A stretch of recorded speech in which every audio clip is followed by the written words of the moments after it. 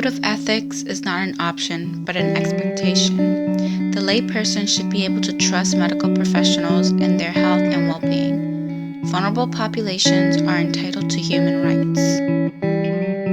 Between 1951 and 1966, more than 1,200 homeless alcoholic men from New York's Skid and the Bowery of Lower Manhattan were identified to perform prostate biopsies in the light of cancer research. The procedures were incredibly painful and invasive, and many resulted in complications. This certain population was targeted because the researchers could not conduct the studies on people with more power.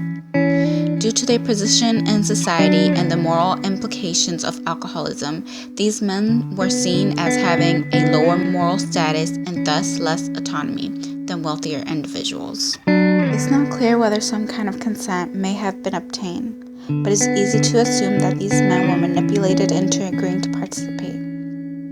If you were to think about what might be appealing to homeless men living in the Bowery of Manhattan, would you think about food, shelter, medical care?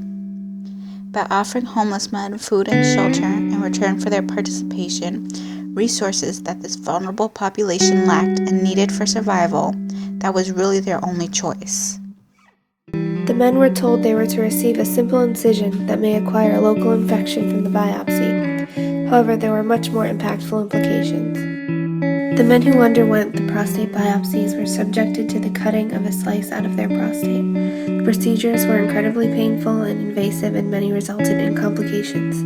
According to Elmer Bendiner, author of The Bowery Man, once a man chosen for the study was persuaded to volunteer, the authorities lifted his meal ticket and returned it only when he had kept his appointment. The men suffered from many complications, including rectal lacerations, diminished sexual function, castration, and incontinence. If the men were found to have cancer, which totaled to be about 100, they were aggressively treated for it with surgery and for many estrogen. Tina Collada, a New York Times author, explained that having their testicles removed caused a loss of sexual desire, muscle tone, and stamina, and estrogen caused a heightened risk for heart attacks and strokes.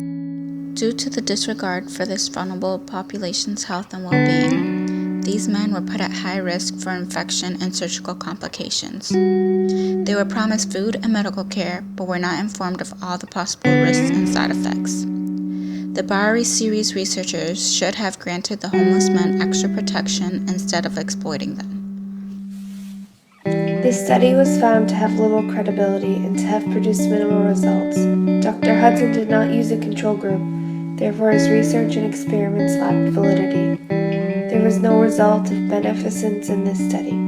The possible value and information that could be derived did not outweigh the risk and harm of the people involved.